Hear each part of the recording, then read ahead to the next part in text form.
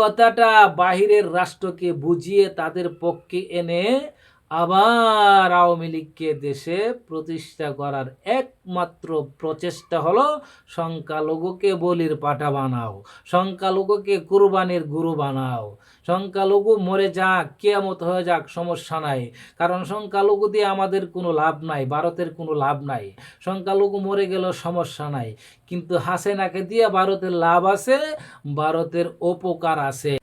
বাংলাদেশের সমস্ত সংখ্যালঘুদেরকে আমি সাবধান করে বলতে চাই, সাবধান করার অর্থ হলো আপনারা আমার দেশের, আমি আপনাদের, আপনারাও আমাদের। এই জন্য আপনাদেরকে সাবধান করতেছি যে ভারত আপনাদেরকে যেভাবে উস্কানি দিতেছে, ভারত যেভাবে আপনাদেরকে ভালোবাসা দেখাইতেছে, যেইভাবে ভালোবাসাটা আপনাদেরকে বুঝাইতে যাইয়া বাংলাদেশের উপর যেভাবে আক্রমণ করতেছে, সেইটা আসলে কিন্তু তাদের আপনাদের প্রতি ভালোবাসা তা নয়। তো বলতে পারেন তাহলে কি? এটা একমাত্র বাংলাদেশের সংখ্যালঘুদেরকে বলির পাঠা বানাইতে চাইতেছে, বলির পাঠা, এটা ভালোবাসা নয়। আমার কথাগুলো লক্ষ্য করে শুনবে, তখন বুঝতে পারবেন সত্য না মিথ্যা, বুঝে কমেন্ট করবেন।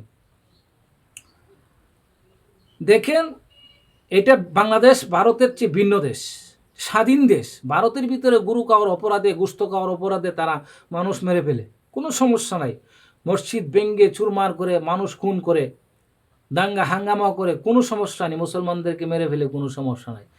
কিন্তু বাংলাদেশের সংখ্যালঘুদের উপরে আক্রমণ করে কি না করে, এই একটা জিনিস মানুষের সামনে ধরে তুলে তারা ভারত গরম করে ফেলতেছে, তো বাংলাদেশের সংখ্যালঘু নিরাপদ না, বাংলাদেশের সংখ্যালঘু নিরাপদ না, এই কথা বলে অপপ্রচার চালিয়ে মিথ্যা অপবাদ দিয়ে একটা বিশৃঙ্খলা চেষ্টা করতেছে। এর কারণ হলো, যখন আপনাদেরকে ভালোবাসার অভিনয় করে ভালোবেসে বলবে, তখন আপনারা মনে করবেন যে কিরে, বাংলাদেশের সংখ্যালঘুদেরকে ভারত এত মহব্বত করে, এত ভালোবাসে, বাংলাদেশের সংখ্যালঘুদের সাথে তো ভারত আছে, আমাদের সাথে ভারত আছে, ভারতের এত বড় একজন সরকার আমাদের পক্ষে আছে, আমাদের সাথে আছে, এই কথা মনে করে ভারতের প্রেমে ফা দিয়ে, ভারতের অভিনয়ের প্রেমে ফাড়া দিয়ে যদি আপনারা ভারতের সুরে কথা বলেন আর ভারতের সুরে কথা বলতে পারেন, এই জন্য আপনাদেরকে এই ভালোবাসার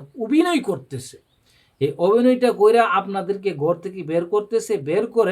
বের করার কারণ হলো আপনাদেরকে বাংলাদেশের 95% মুসলমানদের শত্রুতে পরিণত করে দেওয়া। তো তাদের লাভ কি? বাংলাদেশের 95% মুসলমানদেরকে সংখ্যালঘুদের প্রতি শত্রুতে পরিণত করে দেওয়ার লাভ কি? এইটাই একমাত্র উদ্দেশ্য, এইটাই হলো বলির পাঠা বানানোর কারণ হলো যে বাংলাদেশের সংখ্যালঘুরা মরে যাক, কিয়ামত হয়ে যাক, কোনো সমস্যা নাই, কিন্তু সংখ্যালঘুদেরকে ভালোবাসার অভিনয় করে তাদেরকে বের করে ভারতের কথা মতে কাজ করার চেষ্টা করা। আর ভারতের কথা মতে যদি আপনারা বাংলাদেশের ভিতরে থেকে কাজ করেন, দাঙ্গা হাঙ্গামা করতে হবে।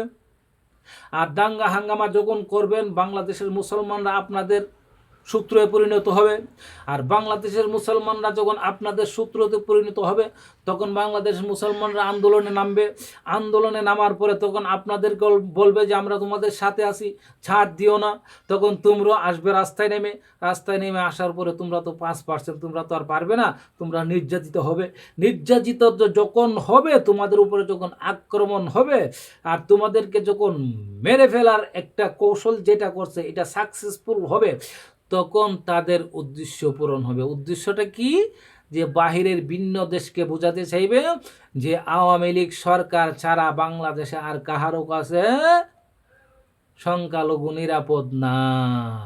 এই কথাটা বাহিরের রাষ্ট্রকে বুঝিয়ে তাদের পক্ষে এনে আবার আওয়ামী লীগকে দেশে প্রতিষ্ঠা করার একমাত্র প্রচেষ্টা হলো সংখ্যালঘুকে বলির পাঠা বানাও, সংখ্যালঘুকে কুরবানির গুরু বানাও, সংখ্যালঘু মরে যাক, কিয়ামত হয়ে যাক, সমস্যা নাই, কারণ সংখ্যালঘু দিয়ে আমাদের কোনো লাভ নাই, ভারতের কোনো লাভ নাই, সংখ্যালঘু মরে গেলেও সমস্যা নাই, কিন্তু হাসিনাকে দিয়ে ভারতের লাভ আছে, ভারতের উপকার আছে। এই জন্য সংখ্যালঘুকে বলির পাঠা বানাইয়া তাদেরকে অত্যাচারিত করে, তাদের উপরে নির্যাতন চালিয়ে, মুসলমানকে দিয়ে চালাইয়া বাইরের মানুষকে বুঝিয়া আওয়ামী লীগ আনার প্রচেষ্টা মাত্র। এই জন্য তোমাদেরকে ভালোবাসার অভিনয় করতেছে, মনে করো না যে ভারত আমাদেরকে ভালোবাসতেছে, এটা অভিনয়। এই অভিনয়টা বুঝতে হবে। যদি অভিনয়টা বুঝেন, আর যদি মনে করেন যে মুসলমানরা আপনাদেরকে পাহারা দিয়ে এই পূজা করাইছে, মন্দিরে পাহারা দিয়ে হেফাজত করছে, যদি মনে করেন, বুঝেন, আর ভারতের যে দালালি, ভারতের যে অপপ্রচার, এটাও যদি আপনারা বুঝেন, তাইলে এখনই অতি সত্বর প্রত্যেকটা শহরে যারা হিন্দু আছেন, যারা সংখ্যালঘু আছেন, তারা ভারত বিরোধী একটা আন্দোলন করেন, একটা মিছিল করেন। তখন মিছিল করলে আপনাদের উপকার হবে, ভারতও বুঝে যাবে যে আমাদেরকে বলির পাঠা বানাইতে যাইতেছে, এটা তারা বুঝে গেছে। হ্যাঁ, এখন আর কাজ করবে না, কাজ করলে চলবে না, ভারত এই জিনিসটা বুঝে যাবে, আর তোমরাও 95% মুসলমানদের আরও ভিতরে চলে যাবে। এই কথাটা বোঝানোর জন্য আমি বলতেছি, ভাই, তোমরা আমার দেশের, আমিও তোমার দেশের, তুমি আমার, আমি তোমার, অর্থাৎ তুমি এই দেশের নাগরিক, আমি এই দেশের নাগরিক, সবাই এক প্লেটের খাবারের লোক। ভিন্নমত থাকতেই পারে, ডক্টর ইউনূস বলেছে ভিন্নমত থাকতেই পারে, কিন্তু এক প্লেটের খাবারের লোক। ভারতের ফাঁদে পা দিয়ে আপনারা মুসলিমদের শত্রুয়ে পরিণত হবেন না। আর